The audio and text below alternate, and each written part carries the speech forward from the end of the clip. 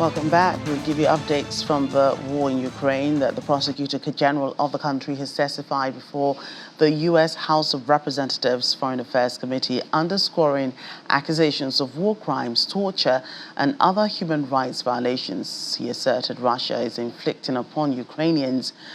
Andriy Kostin told the bipartisan committee that Ukraine has registered almost 80,000 cases of war crimes with evidence to support the accusations, adding that many of these are related to torture.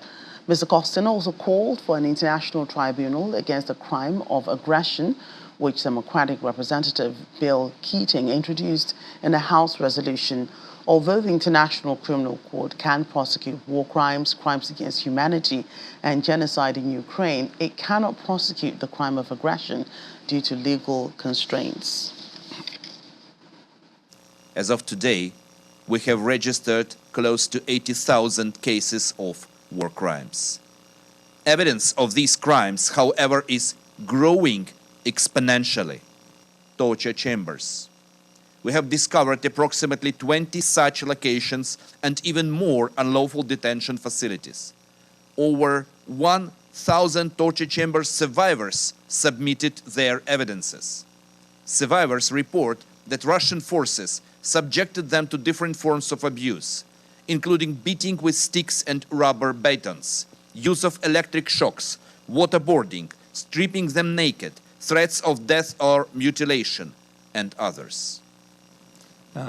Based on these discussions that we've had, I introduced House Res 81, calling on the President to support the creation of a special tribunal for the punishment of crimes of aggression against Ukraine.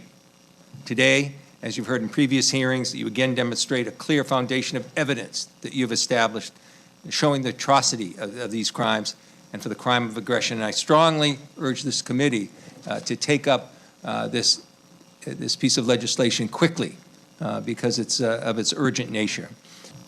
Потім мене повезли в їхню катівню, де тримали 5 днів.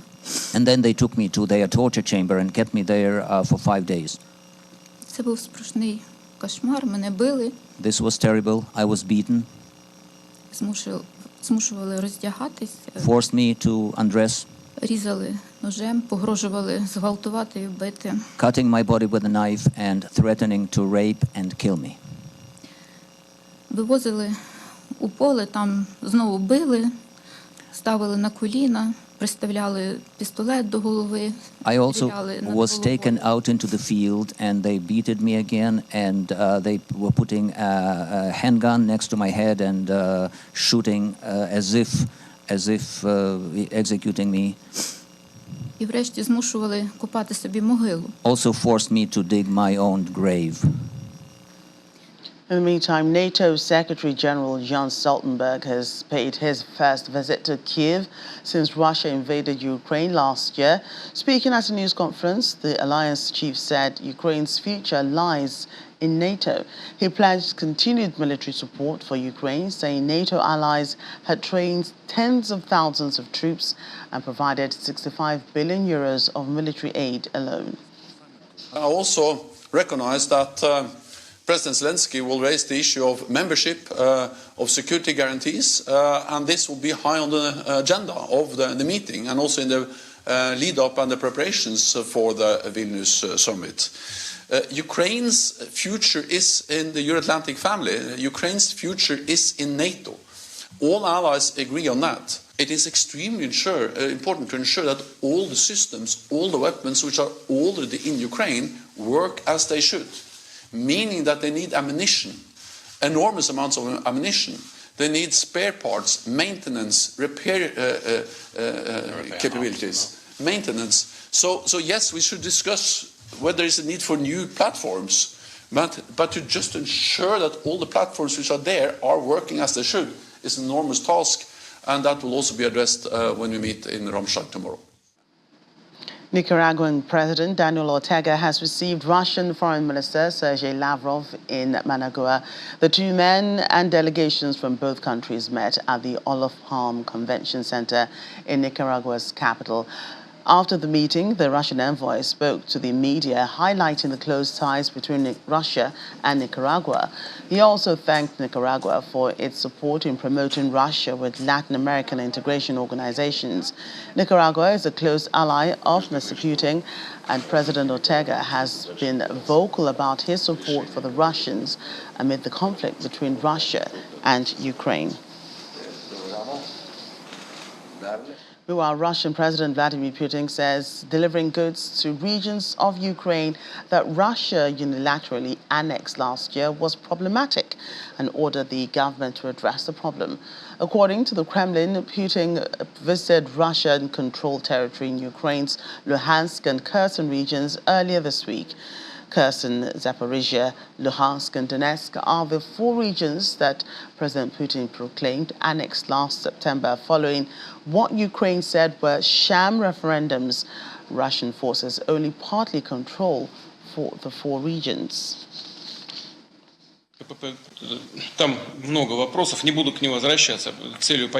You surely know that a day ago, I visited both Kherson region and Luhansk region. There are a lot of issues there. Here's what I would like you to pay attention to. I drove through the Gukovo checkpoint, and there is a large traffic jam. Not on the roads. No, the roads are more or less free. But at the checkpoint, there are many vehicles. And these heavy goods vehicles are not military. By the way, they are mostly civilian.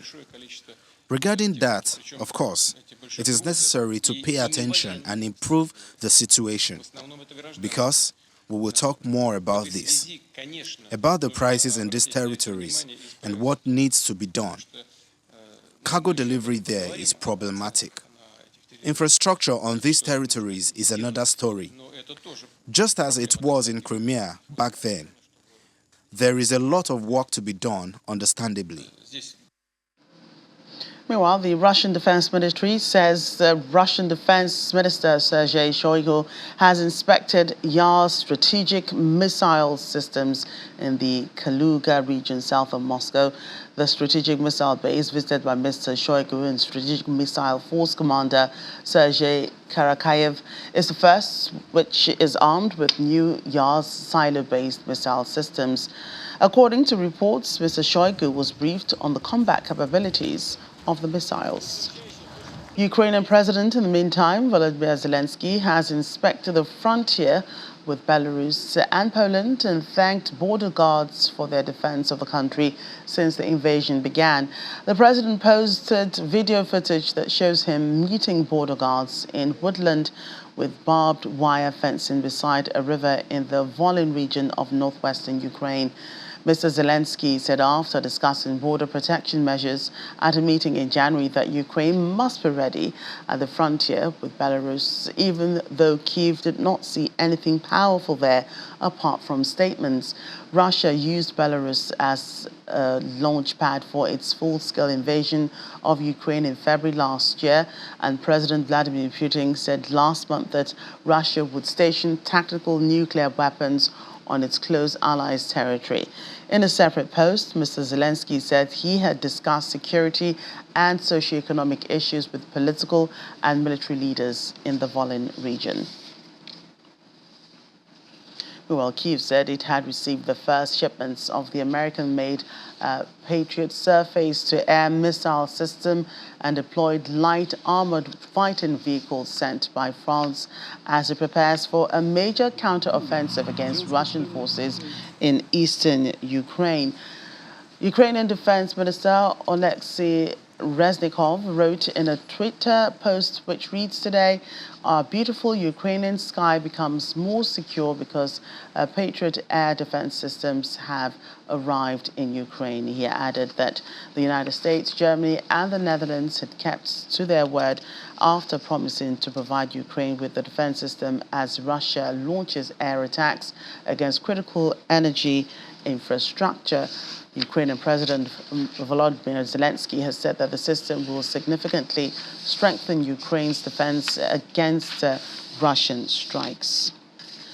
Meanwhile, Denmark and the Netherlands have agreed to buy and donate 14 Leopard 2 tanks to Ukraine. The Danish Ministry of Defense said in a statement which partly reads, the Netherlands and Denmark today announced our intention to jointly acquire, refurbish and donate 14 Leopard 2A4 tanks for Ukraine. It said the German tanks would be supplied from early 2024 and the estimated cost of 165 million euros would be equally donated and divided. Dutch Defense Minister Kajsa Ollongren said in a separate statement that Ukrainian and European security are inextricably linked. In the meantime, Bulgaria has introduced a temporary ban on Ukraine grain imports except for those in transit. And that's according to caretaker Prime Minister Galeb Donev. Large quantities of Ukrainian grain have been trapped in Eastern and Central Europe as low global prices and demand meant grain cannot easily be sold. The bottlenecks reduce prices and sales by local farmers, putting political pressure on governments in the region. Hungary, Poland, and Slovakia have imposed bans to protect their markets from an influx of cheaper supply following the Russian invasion of Ukraine, and Romania has said it could also take such an action. And Cyprus says it will not tolerate any deviation from EU sanctions on Russia and said it was in touch with the US and UK after several of its nationals were found breaking sanctions. The UK sanctioned two Cypriots and the US sanctioned about a dozen Cypriots or dual nationals on April the 12th for alleged ties to people facing sanctions or entities. Officials said that Cyprus had asked the UK and the US for additional information to pass on to its law enforcement agencies for assessment. Let's take a closer look at all of these. Joining me now on the program is Global Affairs Analyst Edward Okpa. Glad to have you today on the program. Thank you for having me. Right, so Ukraine has received the first shipments of the American-made missiles, but Russian President Vladimir Putin previously dismissed the planned shipments, saying that Russia will find an antidote. Do you think Russia is intimidated here? Well, I think Russia is going to respond accordingly because they're the ones that invaded, and then they don't want to go out egg on their face. So they're going to try and counter and stand up to all what the Ukrainians getting from everybody. Whether that's going to prove effective in countering their Ukraine ability to stand up to them, we don't know. This war, nobody knows how long it will take before it comes to an end. Just when it started, Russia thought it was going to be a good war, good part, and suppress Ukraine, but they are now seeing that Ukraine has some resilience, and that resilience is important because of the Ukrainians, resolve to defend their country, and at the same time, all these other allies coming in, aiding Ukraine with their arms and ammunition in order to defend their country. So, who are these strong supporters for Russia? China has shown that they're supportive, but then China has been defeated. So it's more like Russia is on its own. With this force in the hand, for them to not get to the table and resolve this, who knows? Remember, war, yes, between nations, but oftentimes it's about the egos of the leaders of this country. So it's like who's going to give in and at what time and what issue. So, we'll see what happens. So do you think that all these tanks, fighter jets being supplied by the West is enough to scale through this invasion? What else do you think the Ukrainians need to do to win this battle, which has gone on for well over a year? Well, the supply is fine, but the thing is, what are the requirements? Are they trained Ukrainians that can pick up this equipment and make a good use of it in order to do what it is that they are hoping to achieve? Is it going to take 6 months, 1 year to train the pilots, or because this military gears are not just like driving a car. You get in and go. You have to take some training and also be comfortable operating that. This may be military hardware that's been sitting in the storage of all these countries that they now want to get rid of or give away in order for them to go and get some more modern. Hopefully, we'll be able to deter. Sometimes when you do a war, you don't have to physically win it. You can, create some deterrence to let the other side know I'm up to this, and then maybe that will force the hand for negotiation and save everybody's face. Ukrainians have shown that they can learn, quick on the fly, and you will see what happens. Even the weapon that they are not able to use is not going to solve anything, but hopefully they'll be able to jump at it and make effective use of it. A Ukrainian, major in the 59th Brigade said a counteroffensive against Russian forces could begin anytime soon. Now, we do know that Russia has been talking tough. It has also been, attacking as much as it can. But do you think that both parties are ready for this counteroffensive from Ukraine? Again, in a war, what you got to talk tough. When you get two fighters in a boxing ring, they always say, "Hey, I'm going to knock you out." We're just going to wait to see who throws out that effective knockout punch. So far, either side has not shown it, not Russia, nor Ukraine.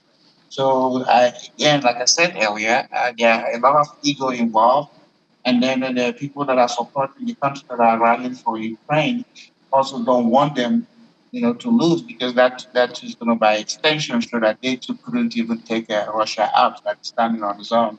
So there's a tough talk, which is typical in war, but we don't know what is internally going on between those two sides, where they say, hey, when do we call this off? How do we even start negotiation? So the tough talking, culture is with military all over the world. Everybody says, I'm going to win, I'm going to do that, but then, it's still the same who does the actual bidding. So that's where we are on this stuff. So let's get your perspective on the ban on Ukraine grain. The last piece of information I had just before you came on the program. So far, Hungary, Bulgaria, Poland, and Slovakia have imposed bans to protect their markets. What do you make of this? Does this further compound, Ukraine's problems? During wars, somebody's going to make money. Wars are, an industry of its own. So maybe these countries are seeing an opportunity for them to ban, because Ukraine is a non-supplier of these grains. Maybe now is an opportunity for them to, ramp up their own production, and for them to become repeatable and gain in this crisis is to ban the supply of this stuff. So when you buy something, what does it do to the market price? It goes up. So they are hoping to use this opportunity at this window of time. We don't know how long the window is going to remain open for them to make money. So again, war is unusual profit. There's some people who just want war, so that they can sell you something or make it harder for you to buy something. So that's what is going on here. These countries are seeing an opportunity for them to step in the supply chain that Ukraine hasn't been able to do, because they are facing war, and they want to heighten their own opportunity to take this in a crisis situation. Global Affairs analyst Edward Oppa, thank you for your time today on The World Today. Thank you for having me.